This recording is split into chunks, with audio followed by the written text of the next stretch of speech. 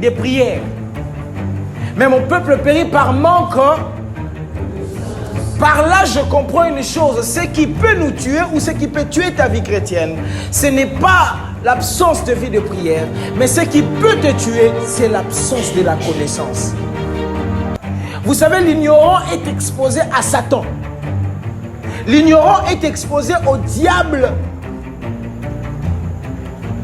Et le diable peut s'amuser avec un ignorant. La Bible dit, vous connaîtrez la vérité et la vérité vous affranchira. Vous savez, vous pouvez avoir une vie de prière aussi intense que vous voulez. Vous pouvez faire de 40 jours de jeûne et prière, 60 jours de jeûne et prière, venir au Jésus Maombi, venir ici battre les mains, battre les pieds, bouger la tête, envoyer même des obus spirituels au diable. Mais il y a un démon plus dangereux qui ne vient pas t'étrangler, mais un démon de l'ignorance qui règne même dans l'église ou dans le monde. Si nous allons dans la Bible, nous allons nous rendre compte d'une chose, c'est que Satan, pour détruire l'humanité, le diable n'a pas utilisé un sorcier pour venir étrangler Adam. Mais ce que le diable a fait dans le jardin, c'est que le diable a introduit ce qu'on appelle l'ignorance. Et ce qui tue aujourd'hui les chrétiens du 21e siècle, le chrétien du WhatsApp, le chrétien de Facebook, c'est l'absence de la connaissance.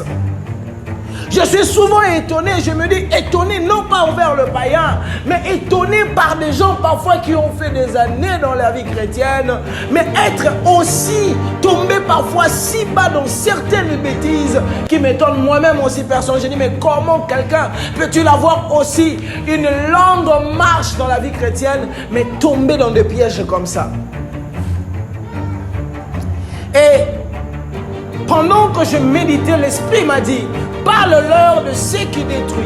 Il y a deux esprits qui se manifestent dans l'église.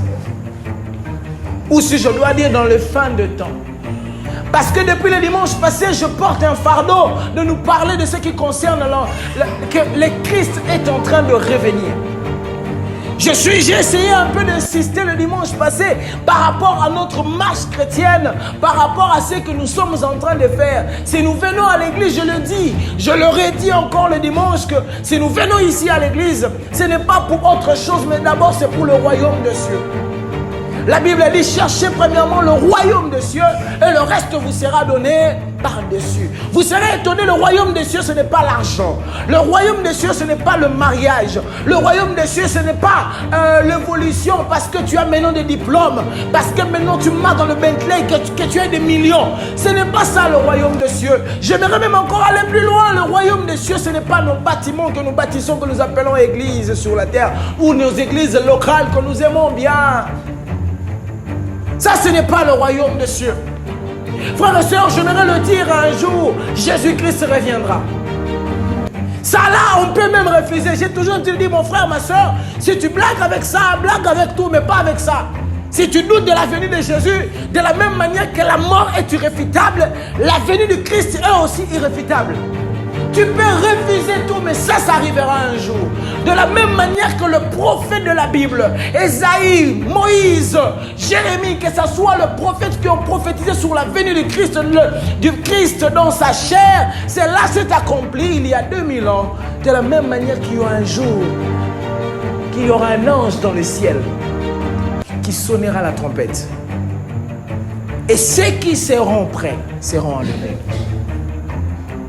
La bonne question c'est, quand on va sonner la trompette, est-ce que tu iras au ciel? Ça c'est aussi notre question que j'aimerais poser. Cela n'est pas mon sujet d'aujourd'hui. Mais j'aimerais quand même frôler un tout petit peu pour que quelqu'un puisse comprendre. Oh, suivez-moi très bien, j'aime bien ces silences. Parce que mon objectif ce n'est pas que tu me dises un amen et quand tu rentres chez toi, tu rentres dans la même vie. Parce que mon frère, ma soeur, je le dis le dimanche, tu peux blaguer avec tout, mais il y a des choses qu'on ne blague pas avec l'éternité. Et je le dis, l'éternité, on le prépare maintenant. Frère, tu ne prépareras pas l'éternité dans l'éternité, non. Tu prépares l'éternité maintenant. Le 80 ans ou les 50 ans de vie modeste que Dieu te donne sur la terre, tu dois être responsable. C'est parce que après ces 50 ans, ou ces 80 ans, ou ces 90 ans, où est-ce que tu auras passé ta retraite de l'éternité? Je comparais la vie d'un homme sur la terre comme un travailleur qui est en train de s'investir. Et il sait qu'après un jour, il devra se reposer. Chaque fois que nous allons dans des cimetières, quand nous allons regarder, on écrit là à la porte, là, ils étaient comme nous. Et parfois on dit repose en paix. Frères et sœurs, on peut bien se convaincre, on te dit, ah, maman, bateau, koufa, je vous assure, frère, parfois il y a des morts qui se disent, si on pouvait les remettre sur la terre, ils ne feront plus la même chose. Frères et sœurs, j'aimerais te poser la question, où passeras-tu l'éternité? Ça, c'est une question que je poserai à un païen et je poserai aussi à un chrétien. Parce que quand on pose cette question, on croit que parce qu'on vient à l'église, on a le salut. Vous serez surpris. Vous pouvez faire partie de l'église locale, que nous sommes la résurrection, mais tu n'as jamais fait partie de l'église corps du Christ. Parce que celui qui sera élevé, quand la sonnette trompera, ça sera le corps du Christ. Même ceux qui sont morts en Jésus, ce jour-là, ils seront enlevés. La question c'est, où est-ce que tu passeras l'éternité? Alors il est important de connaître dans quoi je me suis engagé. Voilà pourquoi je commençais depuis le dimanche en train d'insister.